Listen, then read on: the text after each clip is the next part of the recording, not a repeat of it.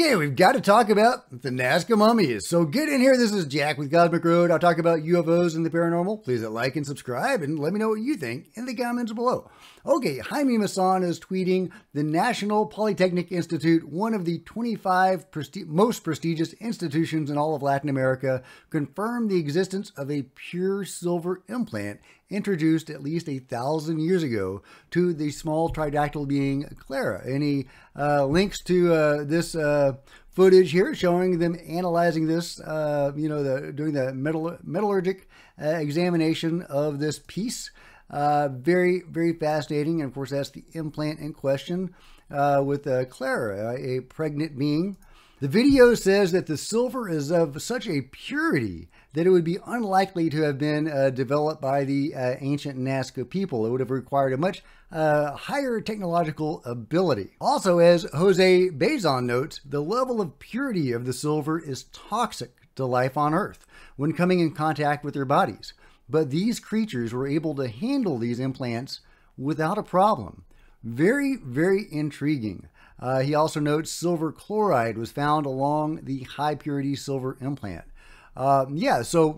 Fascinating stuff from this metallurgical review. Meanwhile, these images are from a book by Jesus Cabrera detailing the flagstones of Pampa Calpa, Peru, with tridactyl humanoid entities more than 2,500 years old. And indeed, look at this ancient artwork with these tridactyl beings with these interesting shaped heads, which look a lot like the little guys.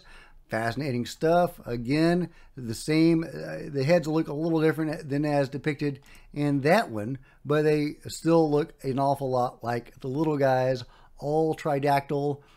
Fascinating. Interesting. They have little things hanging down between their legs there. Interesting detail.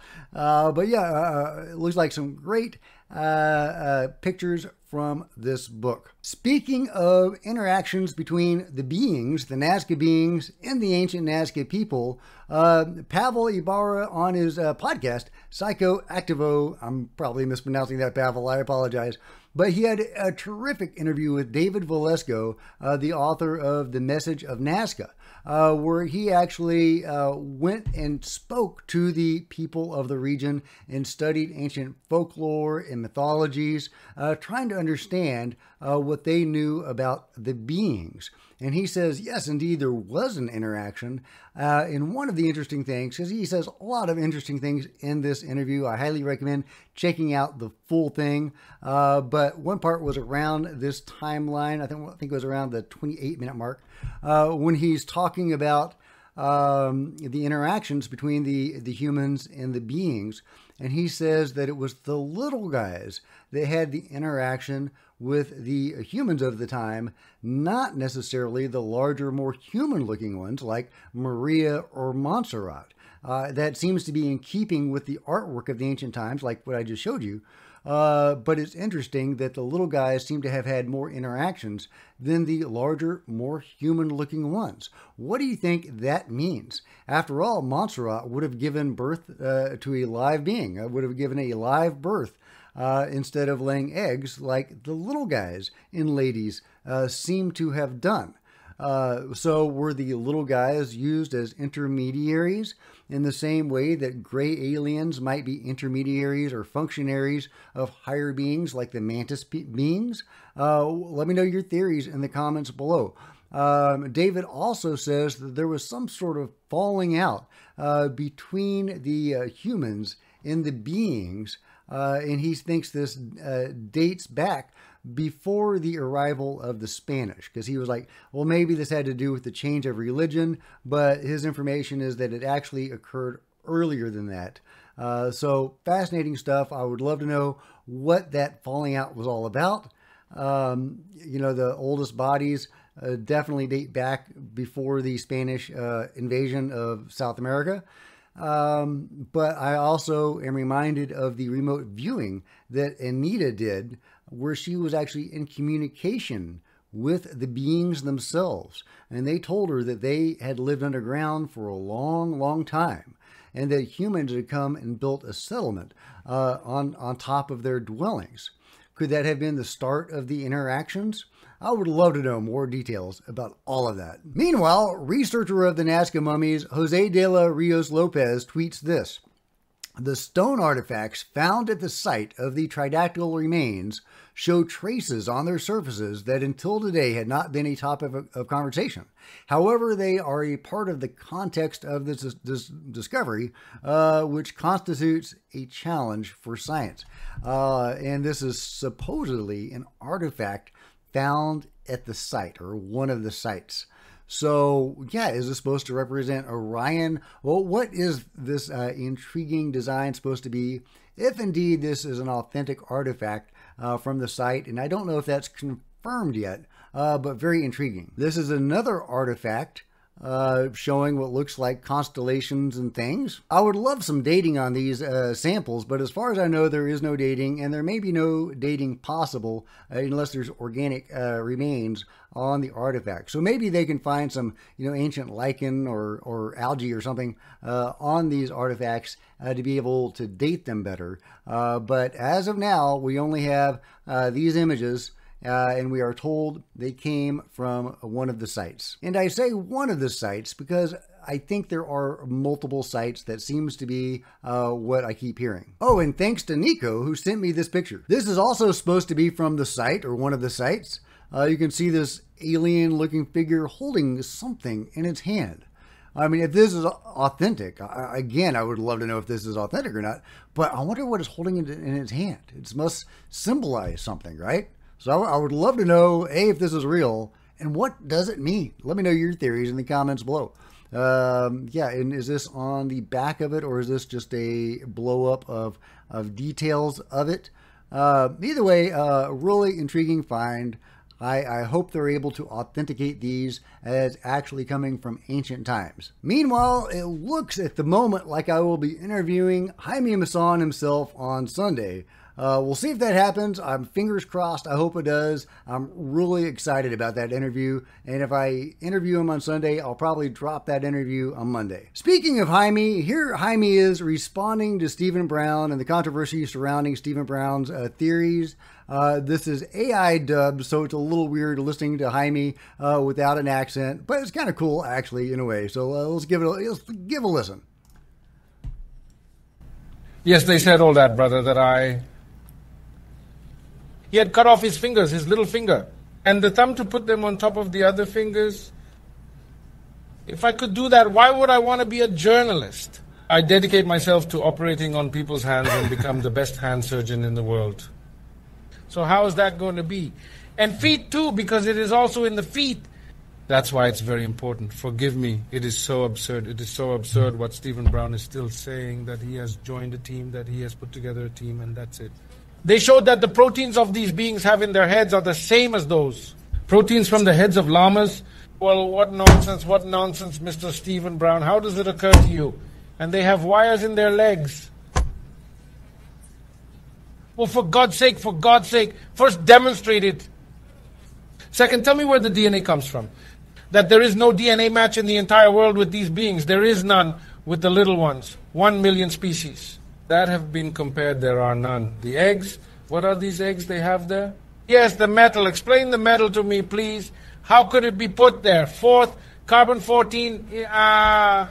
Did you do carbon-14 tests? Because these beings are 1,000 years old. So you're telling me 1,000 years ago, they changed the heads and put llama heads?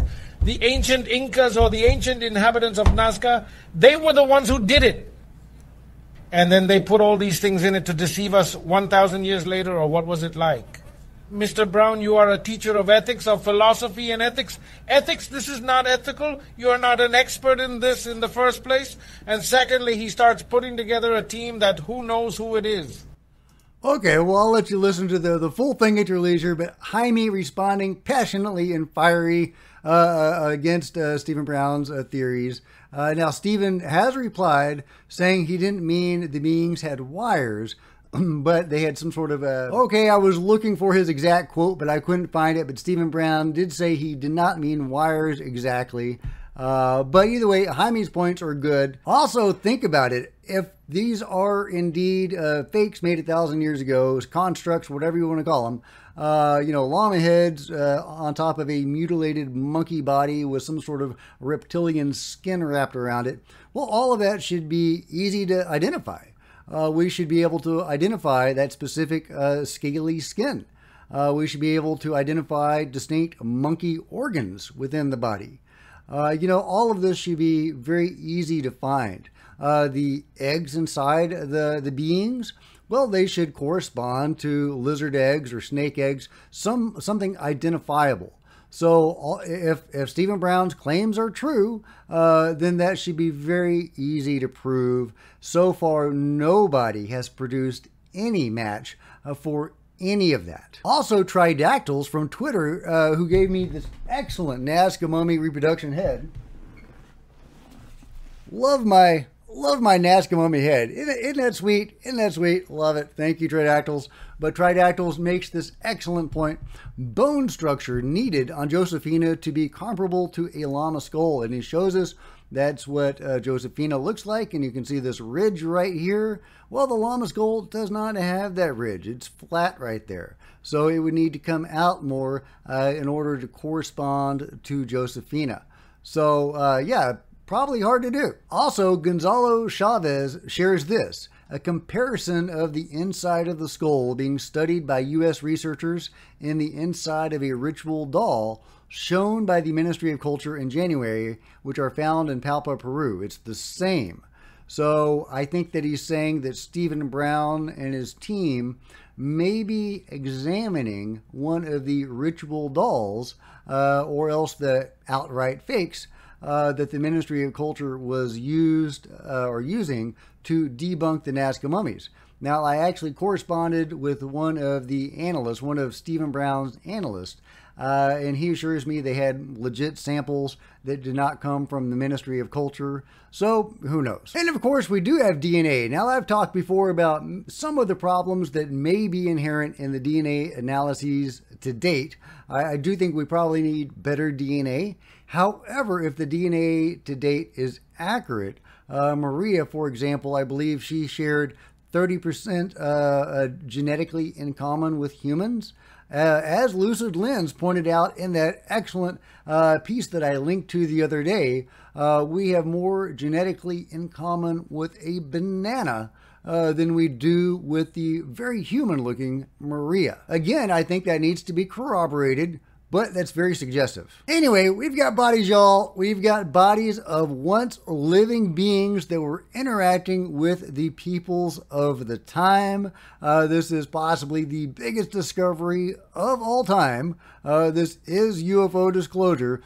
Someone was asking me, well, how can you say it's UFO disclosure? If you can get there without UFOs, let me know in the comments below. You could say, hey, well, maybe it's a dinosaur that went underground and evolved into a Silurian, right? Hey, totally possible, right? Except that we have so many different varieties of these beings, at least 5 different types of these beings with different anatomies, different sizes, and different reproductive cycles. I don't think you're going to get that with any dinosaur evolving into a humanoid. You might get the egg-laying beings, but you're not going to get everything else. So it's hard to get there without some highly technological, likely off-world being playing mad scientist in Peru thousands of years ago. But hey, let me know your theories about how the Nazca beings got there and who created them, if anybody created them, in the comments below. I would love to hear your thoughts. I thought it was amazing to get to hear what the locals had to say about their mythologies and their folklore about these beings, and how there may have been a falling out at some point. That's what I want to focus on, is who are these guys? I don't want to focus on, did they exist or not? They existed. But who were they? How do they interact with humans? and are they still around today? Let me know your theories in the comments below, and if you've enjoyed this video, please give me a big thumbs up. I sure appreciate it. Smash the like button and the subscribe button and the bell to be notified of future videos. You don't want to miss a thing. Join me on social media, Facebook, Twitter, Discord, links below. Love to see you guys there. If you wanted to support Cosmic Road in a bigger way, consider grabbing a t-shirt or a coffee mug in the merch store below, or by becoming a channel member. Channel members are rock stars, and I really appreciate you guys' support. Thank you. Meanwhile, there's plenty of other videos on the channel, and I'll see you guys next time. This is Jack with Cosmic Road, signing out.